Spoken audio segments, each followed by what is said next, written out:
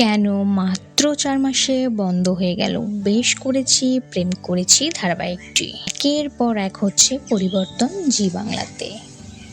সম্প্রতি বিদায় নিয়েছে দাদামণি। এবার জি বাংলার অন্যতম নতুন মেগা বেশ করেছি, প্রেম করেছি ধারাবাহিকটিও বিদায় নিয়েছে।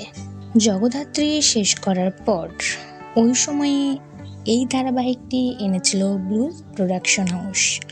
মনে করা হয়েছিল তেমনই জনপ্রিয় হবে, কিন্তু যেমনটা আশা করে আরম্ভ করা হয়েছিল ঠিক তেমনটা পূরণ করতে পারেনি এই মেগা।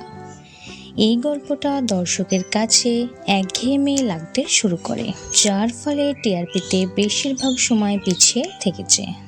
তাই কয়েক মাসে ইতি টানা হলো এই গল্পের।